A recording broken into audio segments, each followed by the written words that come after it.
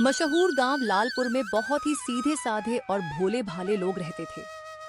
गांव में रामू नाम का एक समोसे वाला रहता था। रामू बहुत ही सस्ते समोसे बेचता था, इसीलिए सभी उसके ठेले पर ही समोसे खाने के लिए आते थे। रामू जैसे ही सुबह अपना ठेला लेकर आता था, लोगों की भीड़ लग जाती थी। अरे वाह वाह रामू भैया, आपके समोसे का तो कोई जवाब ही नहीं है। सुबह सुबह जब तक चाय के साथ आपके समोसे ना खाओ तो मजा ही नहीं आता। ऐसा लगता है कि स्वयं स्वर्गलोक से अप्सराएं आकर आपके समोसे बनाती हैं। इतना स्वाद, वाह भैया वाह। तभी पास में खड़ा हुआ एक आदमी बोलता है, तुम ठीक कह रहे हो झुमरू भैया, स्वाद तो है समोसों में, और रामू भैया के समोसे तो हमारे पूरे गांव में ही मशहूर है। हाँ हाँ भैया, तुम ठीक कह रहे हो। उन दोनों की बातें सुनकर रामू काका मुस्कुरा देते हैं और तुरंत ही कहते हैं, अरे भैया, आप लोग तो हमारे समोसे की तारीफ करते करते थकते ही नहीं। जब भी आप मेरे ठेले पर समोसे खाने के लिए आते हैं तो तारीफ किए बिना आपका पेट ही नहीं भरता। अब भैया, आपके समोसे हैं ही, इतने स्वादिष्ट की तारीफ तो बनती है।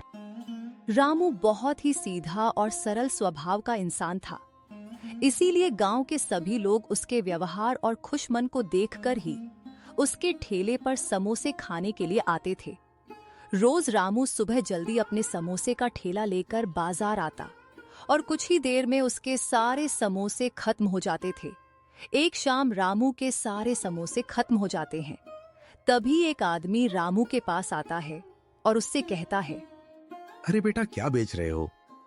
काका, मैं समोसे का ठेला लगाता हूँ, पर काका आपके आने से पहले ही मेरे सारे समोसे खत्म हो गए। कोई बात नहीं बेटा। अच्छा, मैं तो बस तुम्हें यह बताने आया था कि अगर तुम अपने समोसे में थोड़ा सा पनीर डालोगे तो और भी ज्यादा स्वादिष्ट लगेगा और तुम्हारा धंधा भी बहुत अच्छा चलने लगेगा। रामू कुछ देर तक सोचता है, फिर बोलता है, आप ठीक कह रहे हो काका, मैं कल से अपने समोसे में पनीर भी डालकर बनाऊंगा। देखता हूँ लोगों को कैसा लगता है। अच्छा काका, मैं चलता हूँ, बहुत देर हो रही है। ठीक है बेटा।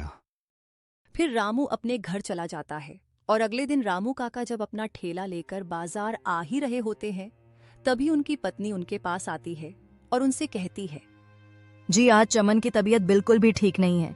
आज उसे डॉक्टर के पास ले जाइए। 2-3 दिन हो गए ऐसे ही बिस्तर में पड़े पड़े। आज आप ठेला लेकर बाजार मत जाइए। आज चमन को डॉक्टर के पास ले जाइए।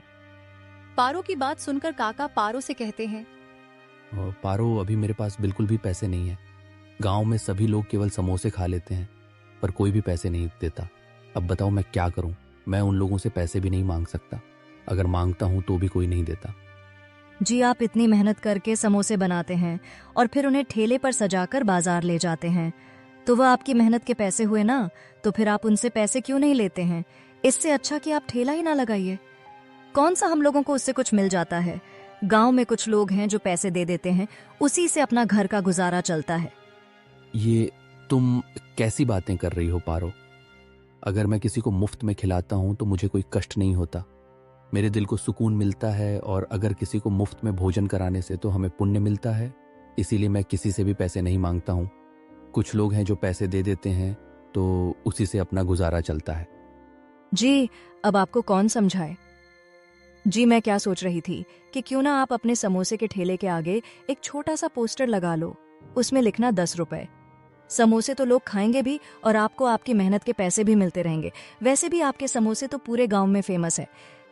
तुम ठीक कह रही हो पारो, परंतु अभी तो मेरे पास पोस्टर लगाने के लिए भी पैसे नहीं है और चमन की तबीयत भी खराब है, तो उसके इलाज में भी बहुत पैसे लगेंगे। तुम ही बताओ पारो, मैं क्या करूं? अपने पास तो एक भी पैसे नहीं है। जी, आप चिंता मत करिए, सब ठीक हो जाएगा।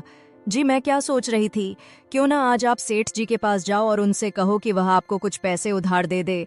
जब आपका कारोबार अच्छे से चलने लगे तो आप उन्हें उनके पैसे वापस लौटा देना। तुम ठीक कह रही हो पारो, मैं अभी सेठ जी के पास जाता हूं और उनसे पैसों के लिए बोलता हूं। अगर वो मुझे कुछ उधार पैसे दे देंगे तो मैं पहले तो अपने चमन का इलाज कराऊंगा और फिर जो पैसे बचेंगे तो उनसे अपने ठेले में एक पोस्टर लगवाऊंगा। ठीक है जी। और फिर रामू काका सेठ जी के पास जाते हैं। सेठ जी, मुझे कुछ पैसों की जरूरत थी, इसलिए मैं आपके पास आया था। मुझे अपने बेटे का इलाज कराना है। रामू की यह बात सुनकर सेठ जी रामू से कहते हैं, रामू, तुम बहुत ही मेहनती और ईमानदार व्यक्ति हो। मैं जानता हूँ, इसीलिए तुम जब भी मेरे पास मदद मांगने के लिए आते हो, मैं तुम्हारी मदद जरूर करता हूँ। सेठ जी, इसी वजह से तो मैं हमेशा आपके पास ही मदद मांगने के लिए आता हूँ। आप तो जानते ही हैं, व्यक्ति को जहाँ पर मदद मिल जाए वो हमेशा वही जाता है। तुम्हारी बात तो एकदम ठीक है। रामू, अच्छा तुम्हें कितने पैसों की जरूरत है? सेठ जी, आप मुझे अगर 2000 रुपये दे देते तो ज़्यादा अच्छा होता, परंतु अगर इससे कम भी देंगे तो भी मैं अपना काम चला लूँगा। यह लो 2000 रुपए। शुक्रिया सेठ जी। मैं बड़ी उम्मीद से आपके पास आया था और मुझे पता था कि आप मेरी मदद ज़रूर करेंगे। अच्छा सेठ जी, अब मैं चलता हूँ। मुझे चमन को डॉक्टर के पास भी ले जाना है, उसकी तबीयत बहुत ज़्यादा ख़राब है। ठीक है रामू, अब तुम जाओ और चमन का अच्छे से इलाज कराना, और अगर और भी पैसों की जरूरत हो तो मैं तुम्हारी मदद जरूर करूंगा। ठीक है सेठ जी। और फिर रामू काका पैसे लेकर अपने घर आ जाते हैं तो उनकी पत्नी उनसे पूछती है, अजी, क्या कहा? सेठ जी ने पैसे दिए उन्होंने या नहीं? पारो सेठ जी ने मुझे 2000 रुपये दिए हैं और उन्होंने बोला है अगर और भी ज़रूरत हो तो मैं तुम्हारी मदद ज़रूर करूँगा। मुझे पता था कि सेठ जी हमारी मदद जरूर करेंगे। जी, अब आप डॉक्टर के पास चलिए। फिर वह दोनों चमन को डॉक्टर के पास ले जाते हैं। चमन की बेकार हालत देखकर डॉक्टर पारो और रामू काका से कहते हैं, जी, आपके बेटे की तबीयत बहुत ज़्यादा ख़राब है, इसके इलाज में 50,000 रुपये लगेंगे। डॉक्टर की बात सुनकर रामू काका डॉक्टर जी से कहते हैं, 50,000 रुपये तो बहुत होते हैं डॉक्टर जी, हम गरीब लोग इतने पैसे कहाँ से लाएंगे? जी, अब मैं क्या कर सकता हूँ? इलाज में तो पैसे लगते हैं। अगर आप पैसे नहीं देंगे तो आपके बेटे की जान भी जा सकती है, क्योंकि उसकी हालत दिन पर दिन खराब होती जा रही है। आपके पास 1 महीने की मोहलत है। अगर आप पैसे दे देंगे तो मैं इलाज शुरू कर दूंगा। ठीक है डॉक्टर जी, मैं पैसों का इंतजाम करूंगा। फिर वह दोनों आराम से अपने घर आ जाते हैं और वह दोनों बहुत ज्यादा उदास हो जाते हैं, क्योंकि उनके पास चमन का इलाज कराने के लिए एक भी पैसे नहीं थे। दोनों ही उदास बैठे हुए थे। तभी चमन वहां पर आता है। क्यों उदास हो पिताजी, क्या हुआ? कुछ नहीं बेटा, तुम जाओ आराम से सो जाओ, जाकर बहुत रात हो गई है। माँ, आप क्यों उदास हो? आप दोनों मुझे बता क्यों नहीं रहे हैं? आपको हुआ क्या है? कुछ नहीं बेटा, तेरी तबीयत नहीं ठीक है ना, तू जा आराम से सो जा, जाकर बहुत रात हो गई है। पिताजी और माँ, आप मुझे बताओ ना कि आपको हुआ क्या है। अगर आप मुझे बताएंगे नहीं तो मुझे पता कैसे चलेगा? बेटा, तुझे बहुत बड़ी बीमारी है, तेरे इलाज में 50,000 रुपये लगेंगे, परंतु मेरे पास एक भी रुपए नहीं है। मैं कहाँ से इतने पैसे लाऊंगा? बेटा, अपने ठेले पर भी जो लोग समोसे खाते हैं उनमें से कुछ लोग ही थोड़े बहुत पैसे दे जाते हैं, उसी से अपना गुजारा चलता है, और कोई पैसे भी नहीं देता है, सब फ्री में ही खा लेते हैं। पिताजी, कल जब आप ठेला लगाने जाएंगे ना, तो अब अपने ठेले पर एक बोर्ड लगाना जिस पर लिखना 10 रुपए के 2 समोसे, और फिर आप बताना कि आपको कैसा मुनाफा हुआ है। ठीक है बेटा। अगले दिन रामू अपने ठेले पर एक पोस्टर लगाता है जिसमें लिखा था 10 रुपए के 2 समोसे, और फिर रामू अपना ठेला लेकर बाजार जाता है। और जैसे ही गांव के लोग रामू को देखते हैं, तुरंत उसके ठेले पर समोसे खाने के लिए आते हैं। कुछ ही देर में रामू के ठेले पर भीड़ लग जाती है। अरे रामू भैया, मेरे लिए 10 समोसे लगा दो। ठीक है भैया, अभी लगाता हूँ। और फिर रामू काका उस आदमी को 10 समोसे लगाकर देते हैं। वह आदमी तुरंत ही रामू काका को 50 रुपए देता है। उसे देखकर रामू काका बहुत ही ज्यादा खुश हो जाते हैं, और कुछ ही देर में उनके सारे समोसे भी बिक जाते हैं और उन्हें बहुत ही अच्छा मुनाफा होता है।